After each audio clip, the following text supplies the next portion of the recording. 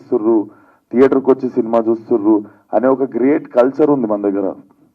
And Hindi cinema టికెట్లు 400-500 ఉంటాయి. Comparatively are ticket prizes are less. Still we collect. వాళ్ళు ఇండియాలో 28-29 స్టేట్లలో వచ్చే కలెక్షన్లు మనం 2 స్టేట్లలో ఇచ్చేస్తుంటాం మన తెలుగు ఆడియన్స్ అంత చిన్న టికెట్ ప్రైస్తో. సో ఇంతమంది బతుకుతున్నారు, థియేటర్లో పనిచేసిన వాళ్ళు కావచ్చు, వాళ్ళు కావచ్చు. ఒక 2 నెలల నుండి సినిమా లేదు థియేటర్లో. ఇప్పుడు మనం అందరం కలిసి సంతోషపడాల్సిన విషయం, ఒక సినిమా వచ్చింది, మళ్ళీ థియేటర్కి జనాలు వచ్చిర్రు, థియేటర్లకి రెవెన్యూ వచ్చింది, కొన్ని మూసేద్దామనుకుర్రు, అది ఇంత నడుస్తున్నప్పుడు ఇంకా మీరు చూడకుండానే ఇచ్చిర్రని మీరు అంటారు. అది పొద్దున్న నుండి నాకు 10 మంది చెప్పారు, అది చూడకుండా ఎందుకు ఇస్తున్నారు అనే సినిమాకి రివ్యూ అని. కొన్ని చోట్ల షో అయిపోకముందు. అండ్ కొంతమంది ఫస్ట్ హాఫ్కి ఒక రివ్యూ, సెకండ్ హాఫ్కి ఒక రివ్యూ. సెకండ్ హాఫ్ రివ్యూ రాస్తున్నప్పుడు, ఫస్ట్ హాఫ్ రాస్తున్నప్పుడు మరి సెకండ్ హాఫ్ ఎప్పుడు చూసిర్రు, పాజ్ చేసిర్రా మరి థియేటర్లో తెలియదు. సో ఇట్లా మరీ మనం అంటే మా శత్రువులు ఎక్కడో ఉండరు.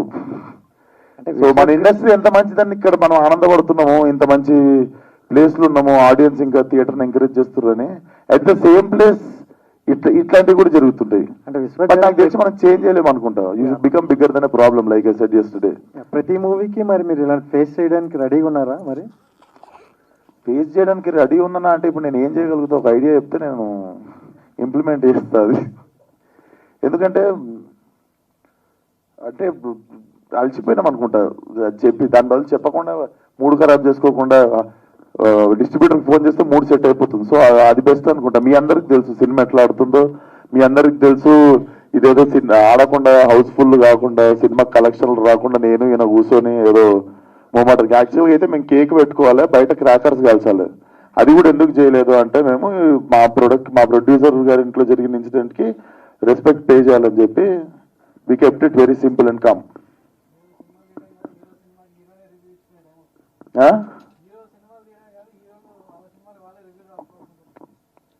ఒకసారి పబ్లిక్ కూడా ఎప్పుడు సార్ హీరోలు సినిమాలు తీయడం కాదు, హీరో సినిమాకి హీరోనే రివ్యూ రాసుకోవాల్సిన పరిస్థితి వస్తుంది అంటున్నారు. అట్లా పిచ్చోడు అనుకోరా చూసిన వాళ్ళు? అంటే చూడకుండానే రివ్యూలు ఇస్తున్నారు అంటారు కదా. చూడకుండా కొందరు ఇస్తున్నారు. అది అక్కడ నుండి వచ్చిన మాటనే కదా. నేను ఇక్కడ కూర్చొని అట్లా చెప్తే నాకు నా మీద జాలి చూపిస్తారు, అది ఇది అని చెప్పి నేను అది పదం కూడా వాడలే. అది మీ దిక్కు నుండే ఇటు వచ్చింది, నేను నోరు తెరిచి కూడా చెప్పలేదు. మీరే అన్నారు చూడకుండా కూడా కొందరు రివ్యూలు ఇస్తుర్రేమో అని మాకు అనిపిస్తుంది అని మీరు అన్నమాట. అది విశ్వక్ గారు కంగ్రాచులేషన్ మీకు. అంటే లాస్ట్ వీక్ నుంచి చూస్తుంటే థియేటర్లు క్లోజ్ అవ్వడము, పెద్ద సినిమా రావట్లేదు అని అన్నారు, కానీ ఈ సినిమాతో మొదలయ్యింది. ఇంకా నెక్స్ట్ మంత్ అన్ని కూడా కంటిన్యూ అవుతుంటాయి పెద్ద సినిమాలతో. సో దానికి కంగ్రాచులేషన్ ముందు. Thank you so much. So director garu నా క్వశ్చన్ సార్, ఎలా ఎంజాయ్ చేస్తున్నారు ఆడియన్స్ రెస్పాన్స్ థియేటర్స్ విజిట్ చేయడం లాంటినప్పుడు? Sir incredible sir. ఎందుకు అంటే the kind of responses that I'm getting from public అసలు మామూలుగా మాట్లాడట్లేదు. ఎందుకంటే ఎస్పెషలీ ఆడపిల్లలు అయితే సెకండ్ హాఫ్ గురించి ఎంత బాగా మాట్లాడుతున్నారు అంటే, అన్న అది ఇట్ వాజ్ వెరీ ఎమోషనల్ అన్న, వెరీ ఎమోషనల్ అని మాట్లాడుతున్నారు. It was.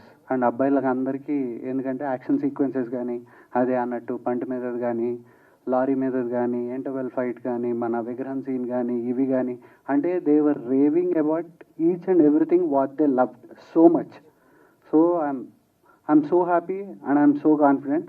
ఎందుకు అంటే ఇంత లవ్ నాకు డిస్ట్రిబ్యూటర్స్ ఫోన్ చేసి సీడెడ్ నుంచి, ఆంధ్ర నుంచి, నైజాం నుంచి అందరూ చెప్తుంటే, రెవెన్యూలు చెప్తుంటే ఐ వాజ్ థ్రిల్డ్ సార్ ఓపెన్గా. And greatest of the compliment Balakrishna garu ఇందాక వచ్చిన వెంటనే చెప్పినప్పుడు ఐ ఫెల్ట్ అసలు ఎంటైర్ ఫ్యామిలీ చాలా ఇంటెన్సిటీ ఉందండి, వెరీ ఎమోషనల్, చాలా బాగుంది అని.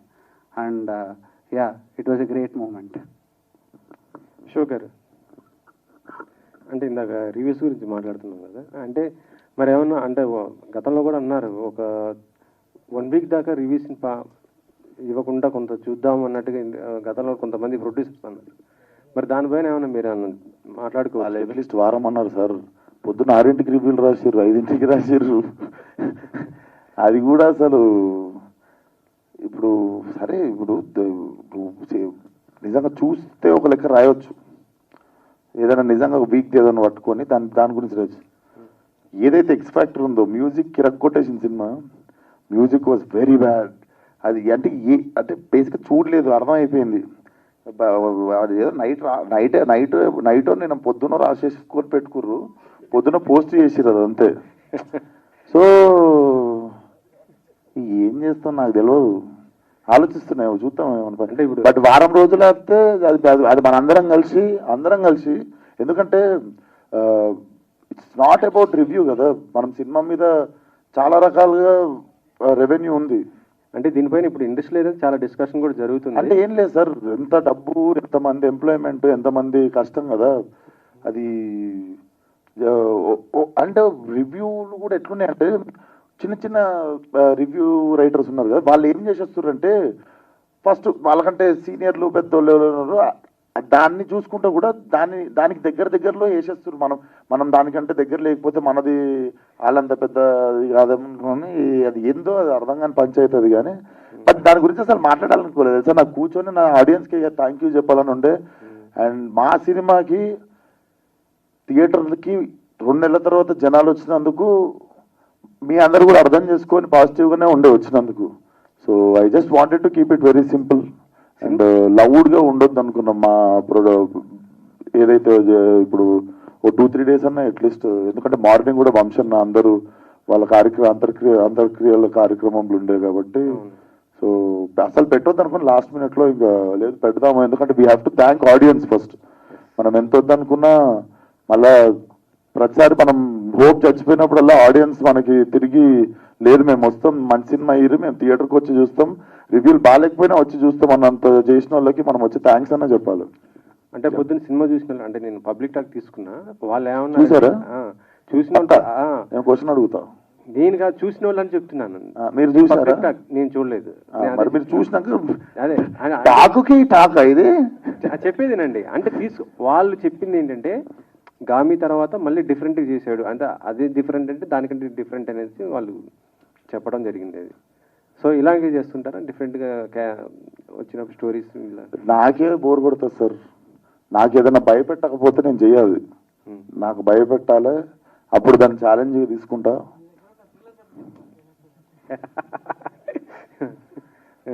ఆబ్వియస్లీ సార్, నా తెలుసు, మీ అందరికి తెలుసు, పెట్టుకున్నా అంటే ఏదో పెద్ద పంచాయితీ పెట్టుకుంటా, ఏదో భయపెట్టేది లేకపోతే చేయగలుగుతారా ఇడు అనేదే పెట్టుకుంటుంది అన్న.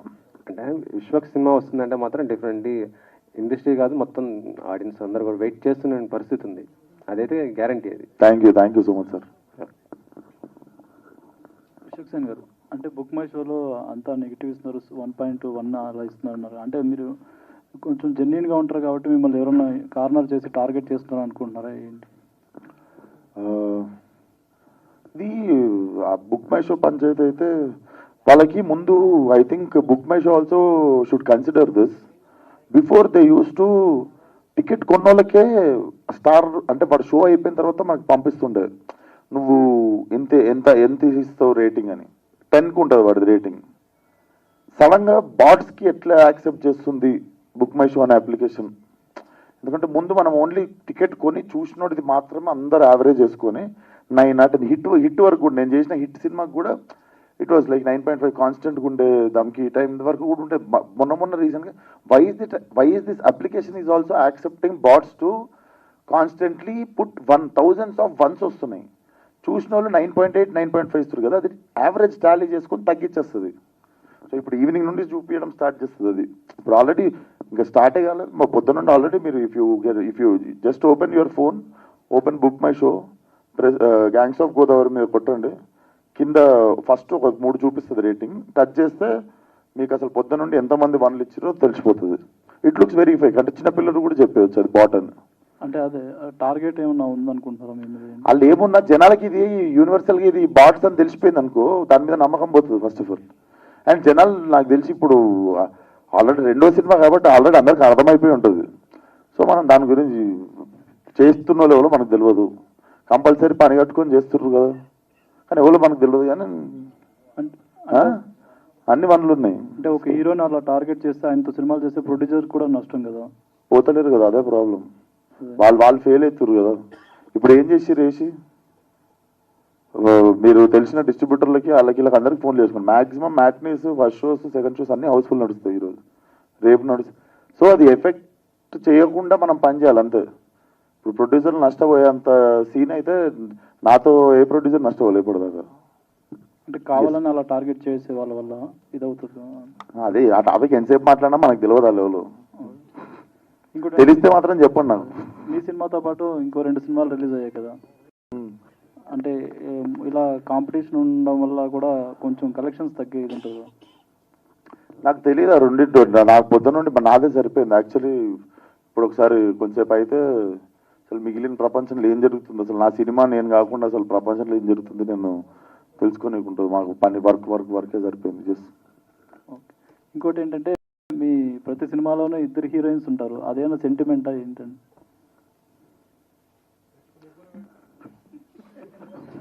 నమస్తే అన్న. సెంటిమెంట్ నేను ఆలోచిస్తున్నా అన్నిట్లోనా హిట్లో ఒకలే ఉన్నారు, హిట్ సినిమాలు ఒకలే ఉన్నారు. గోరి దేవుడా, దమ్కి ఇలా చూసుకుంటూ పోతే చాలా సినిమాలు ఉన్నారు. బాగుంటుంది కదా చూడటానికి. గామిలో ఒకలే ఉండే, గామిలో ఉన్న ఒక్కరు కూడా హీరోయిన్ కాదు, క్యారెక్టర్ మీకు తెలుసు. ఇట్లా లాస్ట్లో మా అంటే ఒకసారి ఇట్లా అంటే అంతే హీరోయిన్.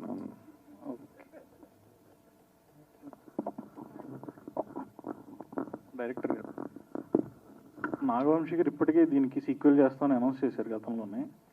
మిమ్మల్ని అడిగినప్పుడైతే మీరు సినిమా రిజల్ట్ని బట్టి చేస్తాం అన్నారు. ఇప్పుడు ఎక్స్పెక్ట్ చేయొచ్చా మనం త్వరలోనే అనౌన్స్మెంట్ కూడా?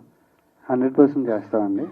అలాగే పవర్పేట గురించి కూడా, పవర్పేట కూడా ఉందండి. పవర్పేట గురించి కూడా చాలా తొందరలోనే చెప్తాను దాని డీటెయిల్స్ అన్ని.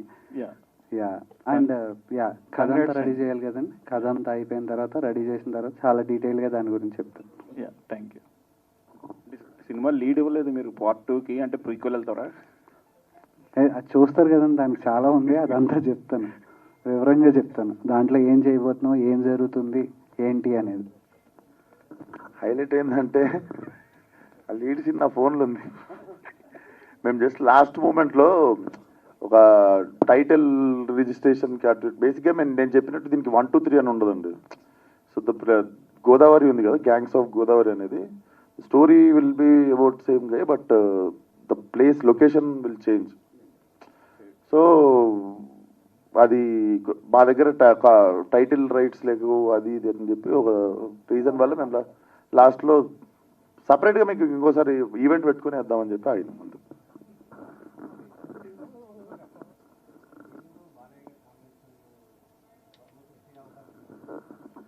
అవును సార్, అది ఒకసారి అది ఇప్పుడే ఈరోజే రిలీజ్ అయ్యింది. కొంచెం ప్రశాంతంగా ఇంకో సినిమా గురించి మేము కుప్పలు దాచాం సార్ లోపల. గోదావరిని దీంట్లో కొత్తగా చూపించారు కదా, అంటే ఇప్పుడు డైరెక్టర్ గారు ఫస్ట్ నుంచి చెప్తూ వచ్చారు గోదావరి అంటే పచ్చని పొలాలు, నదులు ఇవన్నీ. ఇందులో బట్ మంచి యాక్షన్ అలా చూపించారు. సో గోదావరిని కొత్తగా చూపించారు కాబట్టి ప్రమోషన్స్ అక్కడ సపరేట్గా గోదావరి జిల్లాలకి ఏమైనా వెళ్ళి ప్లాన్ చేస్తున్నారా? బేసిక్గా నాకు అసలు ట్రైలరే అక్కడ లాంచ్ చేయాలని ఉండే అండి. కాకపోతే ఇప్పుడు ఎలక్షన్ కోడ్ నడుస్తుండే కదా, సో లేకపోతే అసలు I really wanted to do మంచి అక్కడ రాజమండ్రిలో మంచి నీటి పక్కన పెట్టుకొని నాకు మంచి ఈవినింగ్ మధ్యాహ్నం పెడితే అయిపోతాం అందరం. మంచి ఈవినింగ్ పెట్టి చేయాలని ఉండే ట్రైలర్, కానీ మన ఎలక్షన్ కోడ్ నడవడం వల్ల మేము హైదరాబాద్లోనే చేసాం. డైరెక్టర్ లాస్ట్ క్వశ్చన్, మీరు గోదావరి జిల్లా ప్రజల్ని కించపరిచేలా మాట్లాడారని ఒక వివాదం అయితే వచ్చింది లాస్ట్ టైం. చాలా నాకు నవ్వు వచ్చిందండి. అదే వీడియోలో 30 సెకండ్ల ముందుకెళ్తే నేను చెప్పాను క్లియర్గా, మీకు తెలుసు నాకు తెలుసు.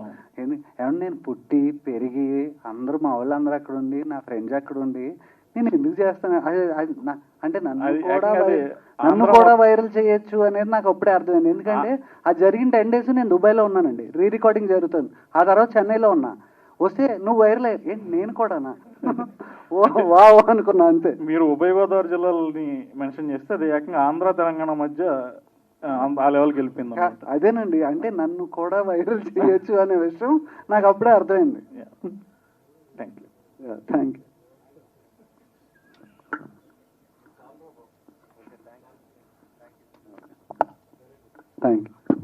Thank you one and all. Success మీట్లో కలుద్దాం. Yes, thank you.